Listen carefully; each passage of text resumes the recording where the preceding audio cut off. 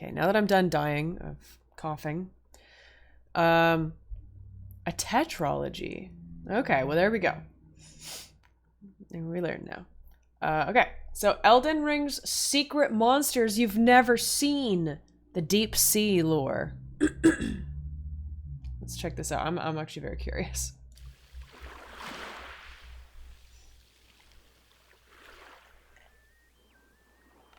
The world of Elden Ring is one of deep mystery. It's full of fantastical aspects that more often than not simply get written off as either too difficult to explain or not worth the effort. But over the past year, we've been making an attempt to dive into many of Elden Ring's biggest questions and explore the weirder side of the lore. And today we're going to be taking the plunge into Elden Ring's oceans, because believe it or not, there is a lot here that's barely even been given a parting glance. But when analyzed with an investigative eye, not only helps us understand the story and world of the game better, but may also give us a glimpse into the future and the direction the DLC could take us. We'll so see today about we're going that, to be Bridges. breaking all of that down, and trust me, this is going to get very interesting. But if you I enjoy bet. these lore deep dives and want to stay up to date on all things Elden Ring and From Software, then go ahead and hit that subscribe button and help the channel get to 100k. But with all that, let's get into it.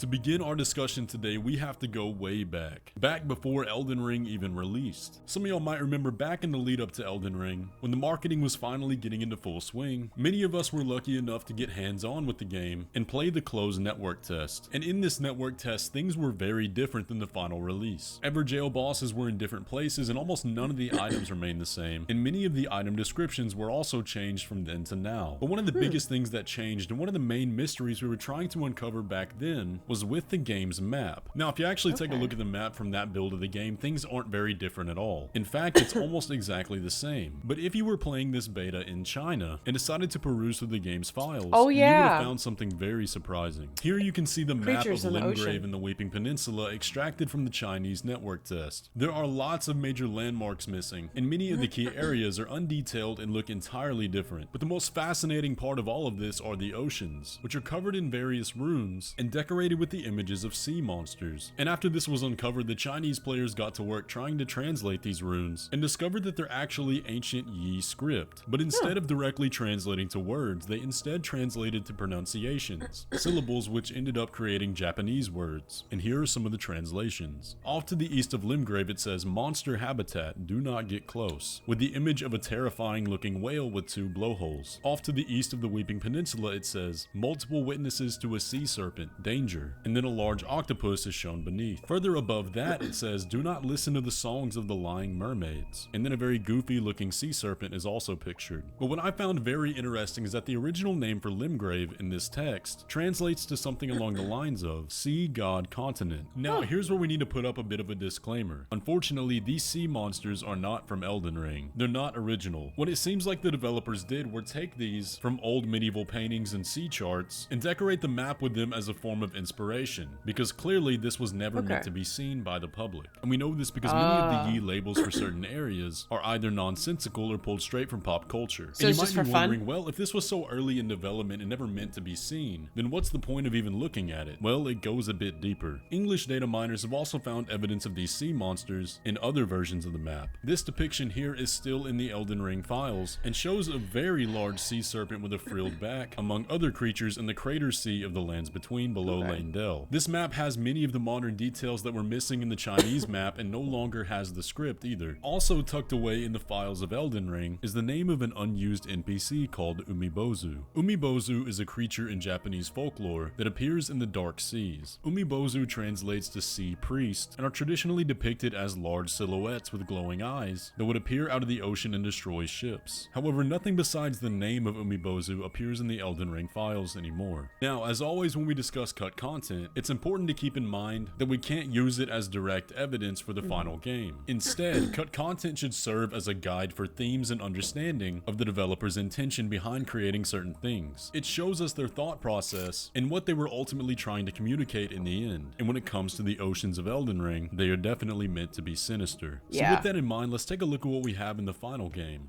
If you decide to go on a stroll along any of Elden Ring's beaches, you'll find them littered with driftwood and wreckage, and oftentimes you'll find abandoned and wrecked passenger boats as well. Although we don't have access to all of the beaches in Elden Ring, the ones we can find are all covered in debris, suggesting that the ships crashed in all parts of Elden Ring's sea. The largest vessel can be seen off the coast of Radahn's arena, and the fact that it's suspended above the water like that suggests it ran aground in shallow waters. But along the beach in the same area, we can find many passenger boats that actually made it to shore, but at this time are equally damaged and destroyed. But before we talk about what might have caused the destruction, let's talk about who their passengers might have been. There are virtually no mentions of sea travel in the lore of Elden Ring, yeah, but because there is that. one big event in the lore that would have involved such an endeavor. In Elden Ring's historical timeline, after the Tarnished lost their grace for the first time, they were banished across the sea to wage war in the Badlands. And this long march was led by Godfrey, and is what we can see depicted in this popular image that shows him standing in the ocean. This is why the opening cutscene depicts the Tarnished all dead, because the events of the game immediately begin after they receive their grace and are called back to the lands between. But as for explicitly stating crossing the sea, there's only one time that's mentioned. Everyone's been grafted. Everyone who came with me. They crossed the sea for me. They fought for me. Only to have their arms taken. Their legs taken. Even their heads taken. Taken and stuck to the spider.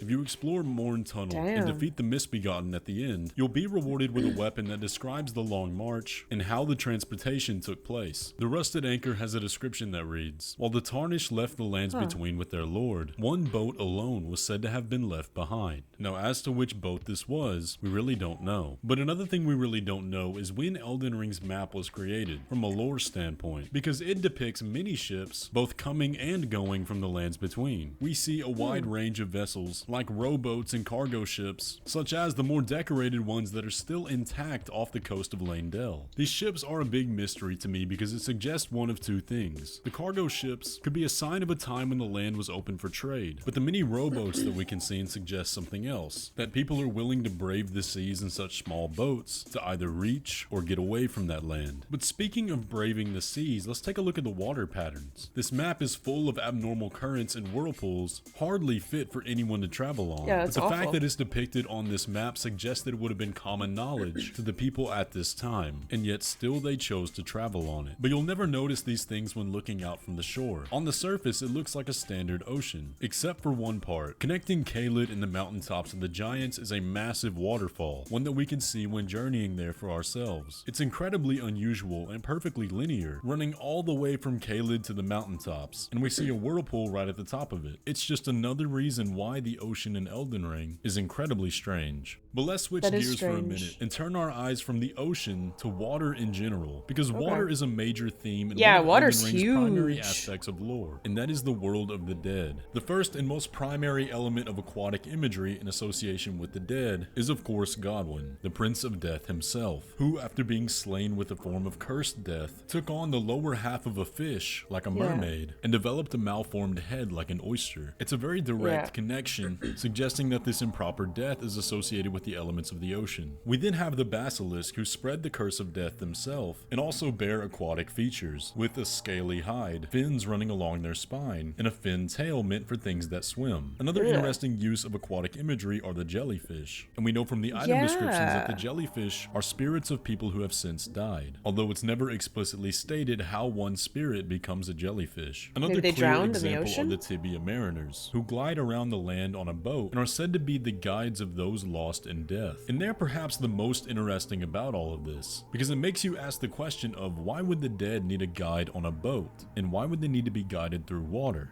Well, one thing you'll notice about Deathroot and the spreading of the curse is that it affects the surrounding water, and we can see in the story trailer that when Godwyn is cursed, it exits his eye as water. Here next to the corpse of Godwyn, where the curse is the strongest, the water has taken on a purple color, but as that same cursed water flows elsewhere, it becomes a milky white, and you can see the same hue of water in areas affected by the Deathroot where the Tibia mariners reside. They are and pretty it can only silly. be found in places associated with that curse. This connection is also reinforced produced by our spectral steed, who's named Torrent, a word that means a great flow of water. And Torrent is able to bridge the gap between the real world and the world of the spirits. And it is also worth noting that in the mountaintops of the giants, a land represented by ice and frozen water, we can find many spirits running around above the ground. But this is muddied by the fact that there are lots of aspects of spirits in Elden Ring that don't have any connections to water whatsoever. But given that in the DLC image we can see lots of these spirit graves, hinting at a connection with those who live in death, and that the tree in the background has so many similarities to Deathroot, I can't help but feel like water in the ocean is going to play a major part in that. A personal theory that I've expressed many times here on the channel is that the DLC is going to take place either in the spirit world or the world of the dead. And I don't think it would be a far-fetched idea that based off the imagery we've shown so far, that we may have to pass through some sort of water to get there. I couldn't help but notice the sheer lack of aquatic bosses in the main game of Elden Ring. And for them to place such emphasis on the dangers of the ocean, especially early in the concept, could definitely see them taking those ideas and implementing them in the DLC, whether it be in the form of those sea monsters we discussed earlier, that would or be even so an Amiibozo. cool. But I do have to say, if the land octopus is anything to go off of what an Elden Ring sea monster would look like, then or they're what horrible. horrors lurk down in its oceans, then they would make some pretty awesome boss fights. The Elden Beast was pretty close to this, with the fight taking place on a body of water, and the Elden Beast mainly swimming around. But beyond being a pretty spectacle, it didn't dive into that theme whatsoever. And the same was true for the fight with Renala. There's seemingly no reason for this to take place on water. My point here is that the foundation is laid tremendously for not only some sea monster boss fights, but for the theme of the deep to be fully realized. And I definitely think it's something they'll lean into.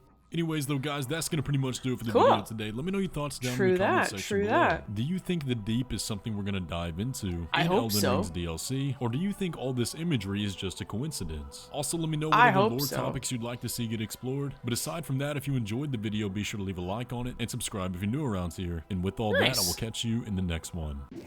Thanks, Zio.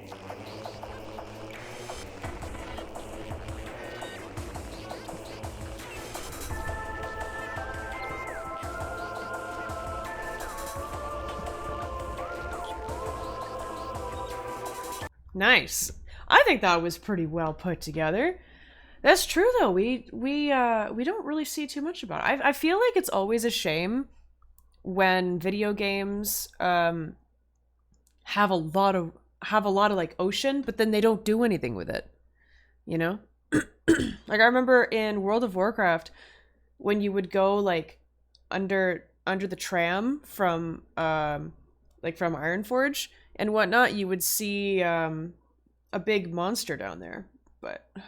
And then I believe there was also another place where if you swam out to the ocean and you looked far enough, you could see a giant monster there as well. So like at least they did a little bit there, but you know, I do kind of wish that there was more ocean-based stuff. I think that'd be cool. We need more like ocean games.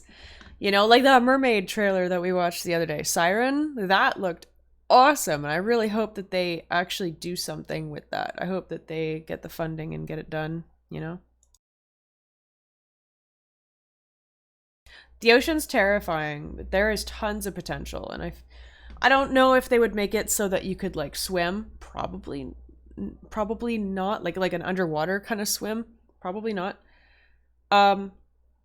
But how cool would it be to like go out on a big boat? Even if it was just like, you know, a path that the boat just took. How cool would it be to be on like the deck of a boat and have like tentacles come up where you have to fight them and they like try and grab you and pull you in? I think that could be so fun, and I feel like it would be very soulsy, you know? And then you could have like a kraken type creature come up and around, and then you could like shoot magic into its beak and just fuck it up. How uncool would that be if it were IRL? Oh, it'd be horrible. Oh, fuck that. I don't fuck with that. I don't fuck with water. Water's scary. Water is scary. I'm not gonna lie, water's very scary. Like, it's fascinating. I want to see everything in the deep sea and all that, but I'm not gonna lie, water is terrifying. But I love seeing videos of it. Drink it, don't swim in it. That's exactly what I do. I drink water, I don't really swim in it. I can float and I can swim. You know, like I can. It's not like I can't swim. I can. And like I can starfish and just completely relax and float and have no problem. But deep water scares the living hell out of me. I can't. Ugh, fuck that. Oh well. Either way. Oh god, I'm so excited for the DLC. I hope that we get a trailer sooner than later, but again, I want them to wait a little bit so that I can play all these other games. Alright. Hell yeah.